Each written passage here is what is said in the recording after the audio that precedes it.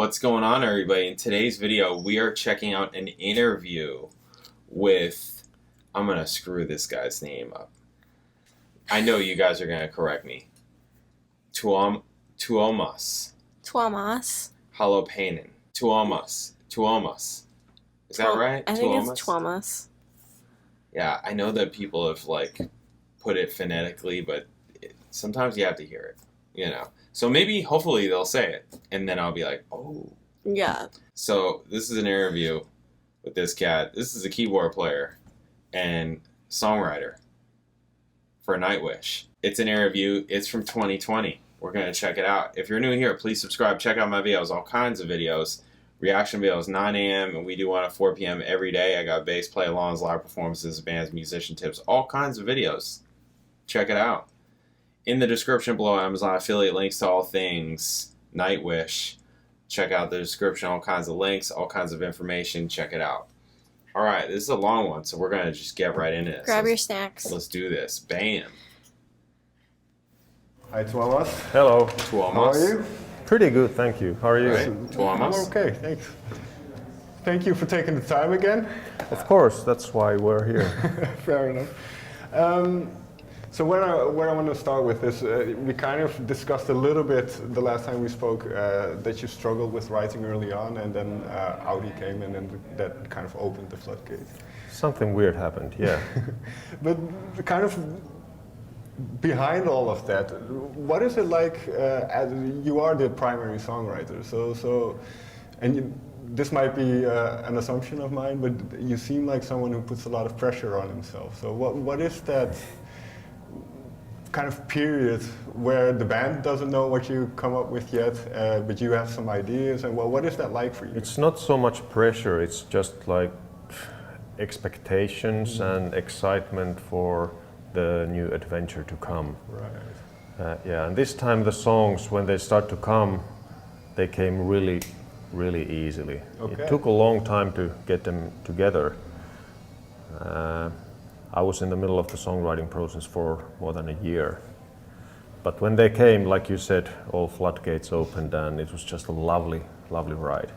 And then when I got the songs done by the end of April last year, 2019, I did a keyboard demo and then sent it to all the other band members, and that's the most horrible moment in this whole process. Okay. To hear your bandmates' first reaction to the demo. Because how heartbreaking would it be if they didn't like it at all? Right. Because we are married to these songs for the next year and a half at least. So I really wanted them to get the similar kick out of the songs as I had gotten from them when I was doing that. And luckily, they all did. Okay. At least they said. Well, because will you change the song if you kind of feel that click isn't there, in a sense? I use a lot of time to make the songs as perfect as possible so that I get a kick out of them myself. I even use a dictaphone, like a really bad quality dictaphone that I do the songs to, and then when I go outside to have a smoke, I listen to them through the dictaphone. And if I get a good feeling from the melodies and the songs through that little device, then I know that there's potential in this. Right. That's interesting. And yeah, just a couple of days after the band heard the demos, I got some really lovely raving responses, and I was so relieved. There was a couple of things, like I remember Troy sending me an SMS that it's all brilliant, I love it, but this one song, that's really good, but what on earth were you thinking about the arrangement? How much seawater have you been drinking with this arrangement? And I was just laughing and then listening to it, and yeah, he's right, we need to change this. And that kind of conversation, and I suppose because on the previous album, Endless Forms Looks Beautiful, you kind of had those thematic discussions with the band as well, talking about kind of... yeah, this time as well. Okay. Yeah, the same thing. I think Human Nature is a very logical sequel to the previous album. Actually, if you take the previous album and attach the beginning of this album to the ending of that, it goes beautifully. From the greatest on earth to music. That's cool. So thematically, we're sailing in the same waters. The first 9 songs of the album being the human part of the album, and then the last song being the nature part. The first 9 songs is all about stories about humanity, human beings, human nature, sang by a human voice, or 3. And after that, you put on the second disc and go to nature and relax for 30 minutes with an instrumental orchestral piece. Sure. Well, let's start with the second part, the instrumental piece, because when you do the kind of this, because I read that this was the plan, that you wanted kind of this big instrumental piece. So did it feel like a risk in a way doing something like that? Because obviously you've had long songs and a lot of instrumental, but kind of devoting an entire kind of side of a CD to it, or a CD to it? You just get the sensation of what you need to do. I can't really explain it, but from the beginning it was obvious that this album would include our NIGHTWISH's love letter to planet Earth, and it needs to be instrumental orchestral music.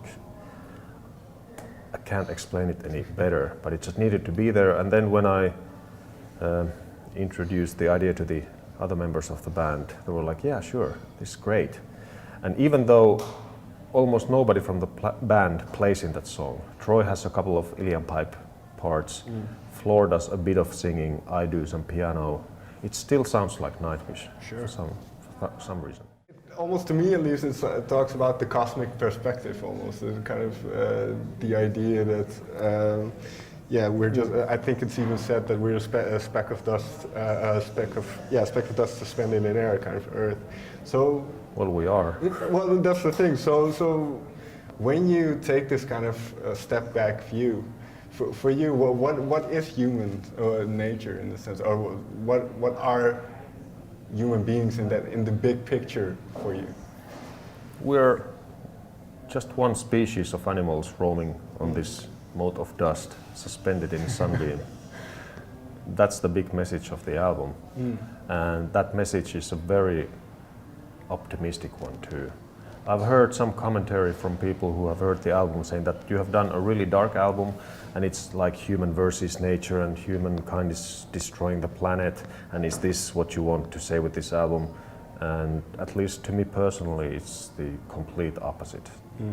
It praises the beauty of humankind and the potential that we have for goodness. Just imagine there are 7.8 billion people on this planet, something like that, and the vast majority of those people are really nice people. It's just a few rotten apples making a lot of noise. No, but that's what I find it very interesting, because usually when people feel very insignificant when you take that kind of big perspective. But in a sense, and I agree with you, that it's more liberating almost in a way, because it says we're all part of the same experiment, we're all part of the same kind of process. Exactly like that, and truly understanding our place in the universe, understanding evolution, how we came to be, it makes you so humble and grateful, and realizing how we are part of everything. And for me, that's a comforting thought. For many people, it might be a frightening thought. Maybe especially if you are brought up religiously, for example. Right. But for me, that realization made all the difference. I've never been happier. And I suppose you had this realization quite early on, because you've always been interested in biology and nature and that kind of stuff. But is it kind of the way you grew up that you have this connection to nature, or do you kind of know where it comes from? Yeah, I've lived all my life in the countryside, by the woods, by the lakes, so I think that's where it comes from, this connection to nature. But I also think that if you're not interested about science, nature, mysteries of the universe at all, there's something wrong with you. Fair enough. What a fascinating thing this is, everything that's happening. And then, well, thematically, as we go from nature, because we as humans come from nature, but we also make stuff, so then you have kind of the human nature. so that element, and like you say, it isn't like pointing a finger and saying you shouldn't do this or you should behave like this. But what is it about our human behavior that is it the psychology of it? What is that interests you? Just we're such an interesting species. I think it was Carl Sagan who said it the best. Let's see if I get this right. Human species is the universe's attempt to make sense of itself. Don't quote me on that, but I think you get the idea, you get the drift. Sure. And I think that's so beautifully said. And this might be a bit vague, but what role in this kind of human development does music play for you in terms, because there's mention of the symphony of music, nature, and that music art in itself. Sure. We are the only species who's actually doing art, and what a wonderful thing it is that there's a thing called imagination. And actually track number 5, Pan, is all about human imagination and the power and the potential of it. Again, Carl Sagan, imagination often takes us to places that never were, but without it, we go nowhere. And I mean, in terms of imagination and songwriting, you have to delve into your own imagination and kind of figure out what you want. So for you, what is that process like then? Is that something you can just tap into every once in a while, that kind of stream of inspiration? Or how does that work for you? Yeah, you need to be on the mood. That's why we took the year off after the previous album, because you can't force creativity. At least I can't. Right. And I felt like there's nothing in me now, so we need to take a breather. Otherwise, we would end up creating crap. But once you get into the immersion, once you get on the flow, like I did doing the songs for this album, it's the place that I feel most at home. Okay. It's a lonely place, but it's a wonderful place for a while. And it's just the ultimate feeling of content and excitement. Writing those songs, creating audio out of nowhere that kind of makes sense and makes yourself and people feel something. But it like you say, lonely, so it is, especially early on, a very solitary process for you. Yeah, the songwriting process. Once you then meet with your bandmates and start dressing the child, so to say, then it becomes a collective experience. Sure. But the songwriting process is a lonely one, and just the way I like it. And in terms of, well, one part about songwriting is also, as a band, you've made quite some music over the years. So as a band, you want to keep your Nightwish identity, but you also want to progress, and you also want to try out new things. So how do you that's balance vital. that? That's really vital, but it comes really naturally. I don't really have to think about it too much in advance. None of us do. It's like you have your certain mannerisms. As a songwriter, you are always quintessential Nightwish when you put on the albums or the songs, but there's always something new that is exciting, even shocking for some people, and that's the way to keep the process interesting to yourself and to the other band members. You have to challenge them a little bit. For example, on Human Nature, the vocal acrobatics are just insane here and there, and Floor really loved the challenge, and boy, what job she did. Because, well, I just talked to her, and we kind of mentioned this kind of the fast pace and then the up and down melodies, and then so when you write these, do you kind of in your mind go, okay, I'm going to try and challenge her here, or how does that? Yeah, I hear her voice all the time, but all those melodies, all those things are there for a reason. They have to complement the lyrics and the story, and the reason that the vocal melody in music verses is what it is there for a reason. And once you get the lyrics, you might catch up with that reason. And as you mentioned earlier, there's not one singer on the album this time, it's 3. So did you have a similar thing of trying to challenge Troy in a sense, in an aspect that he hasn't really shown with Nightwish? Challenge everybody. I mean, in the track Harvest, for example, there are some Ilian pipelines that are insanely difficult to play, but he nailed it. But yeah, it's an album for singers. And we really wanted to take everything out of the three wonderful vocalists that we have and just stuff the songs with harmonies, and that's what you hear. And a song like Harvest then, because Harvest seems to fit Troy really well. I don't know if that makes sense, but... It was tailor-made for him to sing, exactly like Endlessness was tailor-made for Margot. Okay. So same thing. But it has a strong Irish vibe in it. You are in the moors, you have the folk part, K-lead in the middle, so it was just a natural thing to keep it for Troy to sing. Okay. So in that sense, how much planning in a sense goes in before you even write music? Do you plan a lot, or do you kind of figure it out as you go? I'm a strong believer in flow of mind. But before that flow of mind, I need to know what the song is about. I need a theme, a story. Like, I need to do a song about music landing on top of mankind. So, okay, this song is about music. How do I do that? It's never like I start to jam. Oh, this sounds good. What could this melody be about? Always the other way around. Okay. And so was there one, well, for instance, one of the tracks that stood out for me was Tribal. So a song like that, where do you start? Because you say certain things are tailor-made for people. You have a new drummer in Kai this time around, and there's a lot of space to drum on that track. So was that kind of with him in mind as well, and then that kind of stuff? Well, when the idea of doing a song about tribalism, about cults, about why we want to so desperately belong to a certain tribe and then stop thinking, you know, I'm part of this club, nothing will change my mind. And I thought, okay, this is the theme, how do we execute this?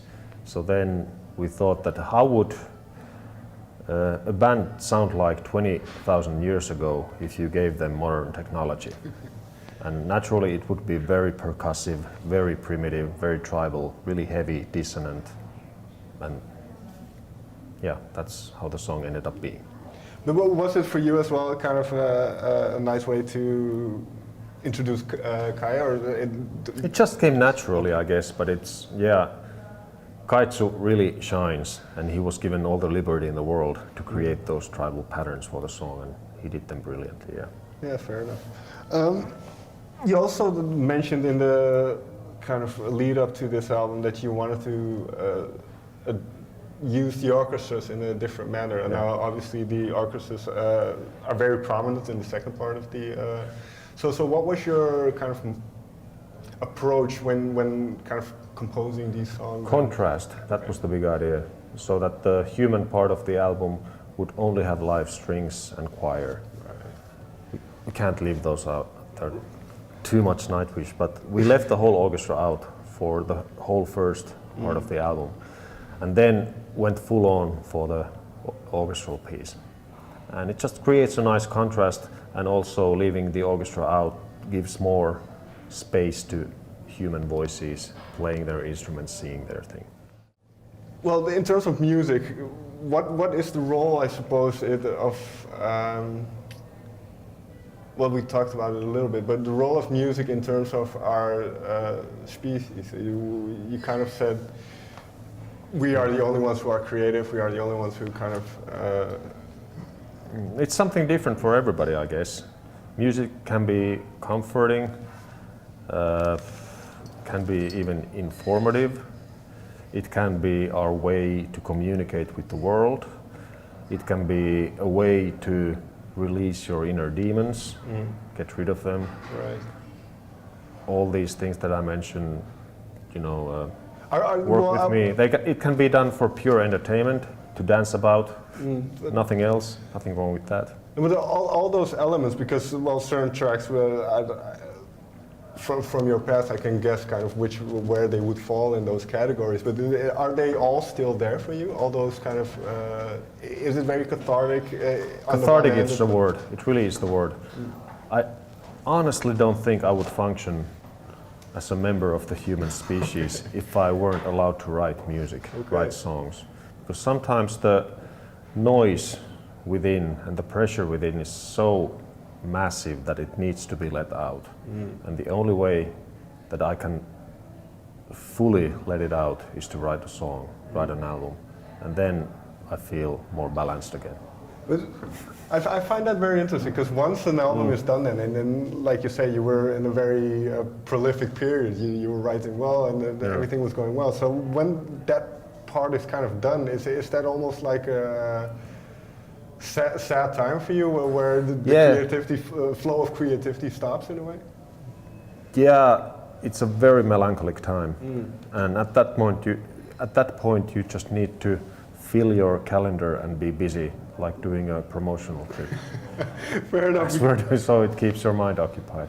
Because are you already kind of thinking about, I suppose live show definitely, but thinking about more other ideas, or are you very, very well entrenched in this subject material right now? I'm actually already thinking about something new. We are gonna do a new Auri album next year in 2021, so it's time to focus on that one after a while.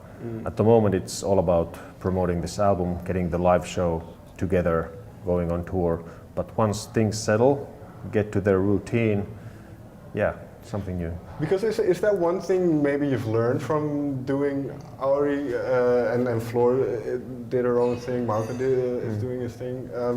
They really complement each other. Well, you kind of need those other creative outings to, like you kind of said, to get that energy. Yeah, it helps.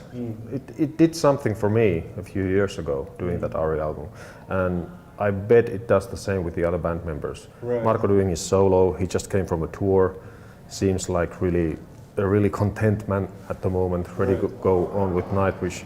So these things matter, same with Floor, same with everybody. Final question then. There's one song I wanted to get into a little bit more, which is kind of the first, is it first single, Noise? Yeah.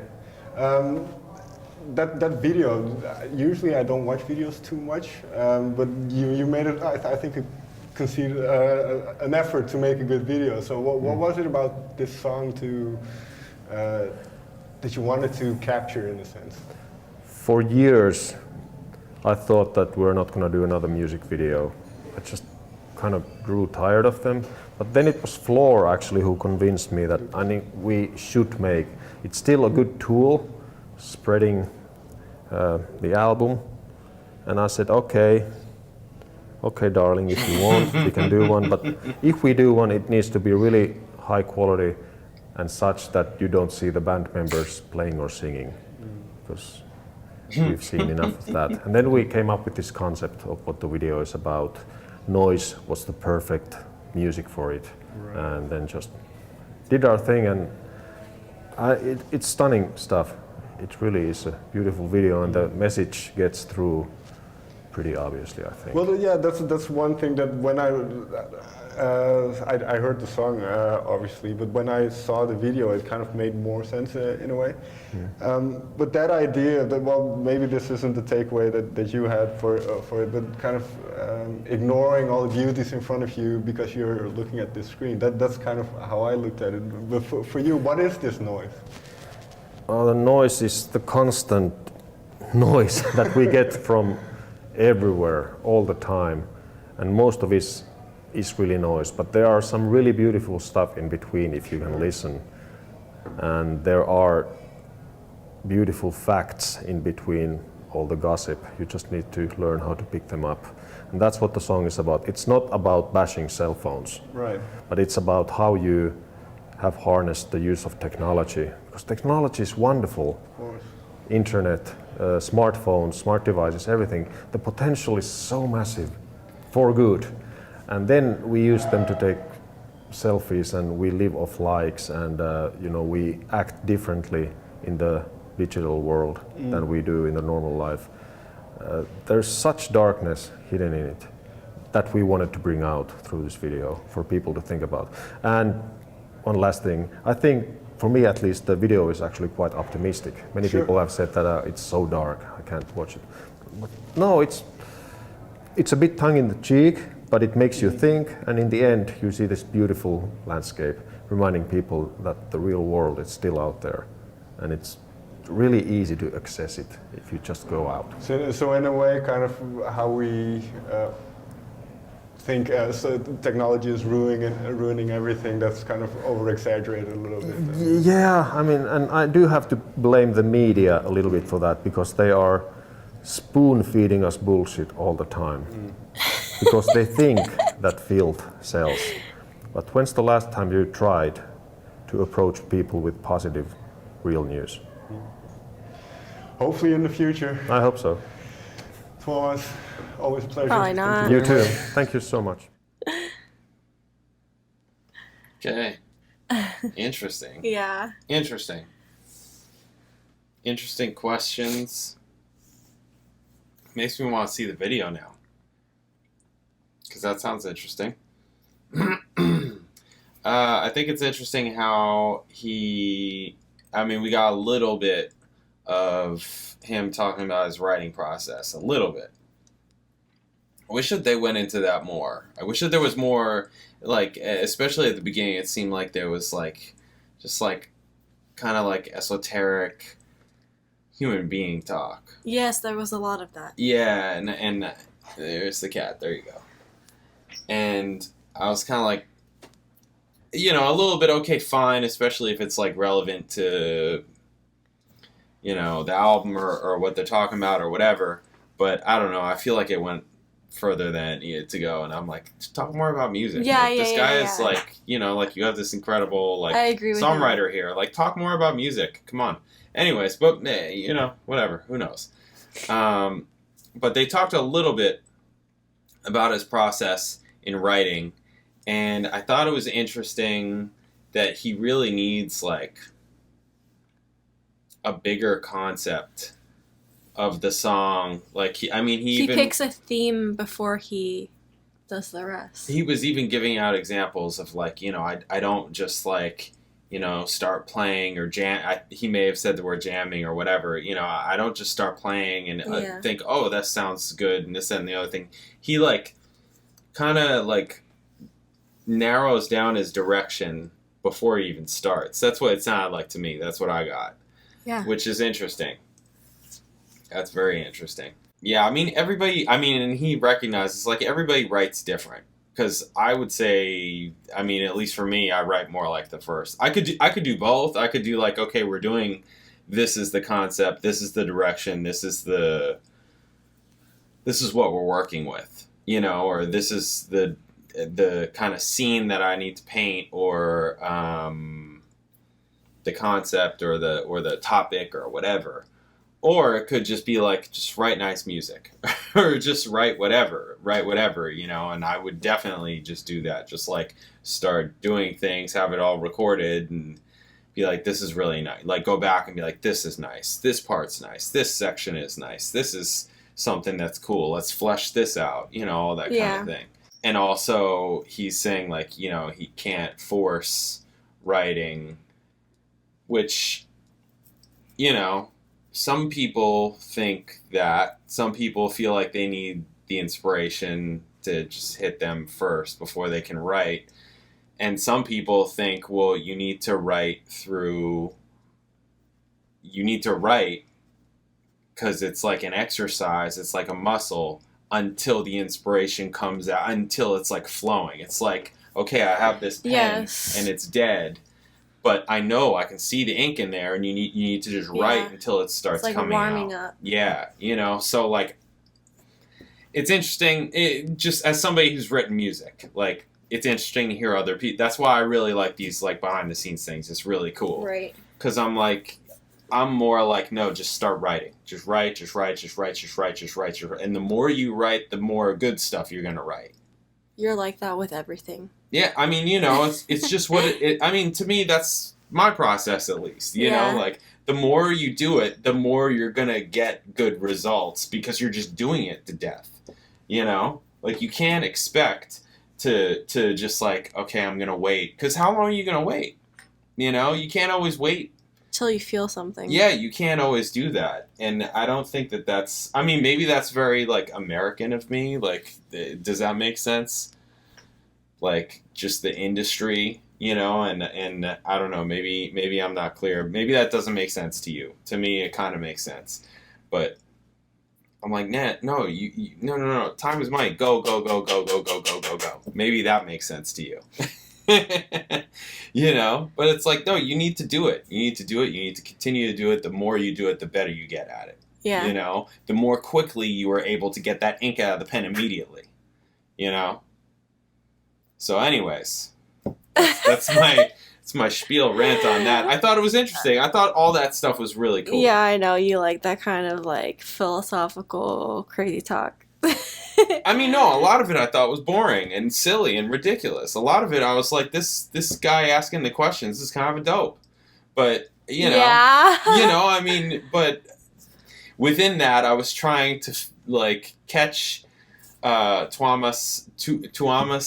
I know I'm not saying his name right. Come on, guys. I'm sorry. You know, I'm trying to listen to the guy, you know, because obviously he does great work. So I want to hear him. So, and his perspective. So it was cool. It was cool. I found a lot of things that were interesting of it. So that was worth it. Yeah. That was cool. I remember the jars on the wall. Yeah. Yeah, we saw an interview with Floor. Same type of interview. Yeah, same guy, same backdrop. Yeah, it was probably, and they said I just interviewed Floor. It was probably at the same time. Yeah. Yeah, noise. I don't know that I've heard any of that stuff. We haven't went through their albums, really. We've only been picking songs that have been recommended and taking things from specific concerts because we know that the concerts were really good and things like that. You know, just getting recommendations from you guys. So, and I know I'm next to positive that this song Noise is not a lot of what they were talking about. Even, I mean, this is from 2 years ago. So this interview, a lot of these songs, I'm like, I haven't heard of these. I've not seen a list with that on it. So sounds interesting. Sounds very interesting. And especially after hearing, you know, him talk on it, it makes me more interested in it. Like, oh, I wonder what this sounds like. This is interesting. Okay. So yeah, especially like the first half of the album, and then the second half being orchestra, right? And him saying that the previous two records Connect. like could go, yeah. So I mean, it sounds very interesting. Yeah. Yeah. So you know, there's a lot more to dig into. Right. And there always is. So yeah, cool. Anyways, thanks for watching. I hope that was interesting for you also. I hope you liked my crazy commentary as, you know, somebody who is a musician and a writer and all that kind of thing. Also, a different perspective. I thought it was really cool. Thanks for watching. If you're new here, please subscribe. Check out my videos, all kinds of videos. Check out the description. Lots of stuff in the description. Thanks for watching. I'll catch you in the next video. Bye.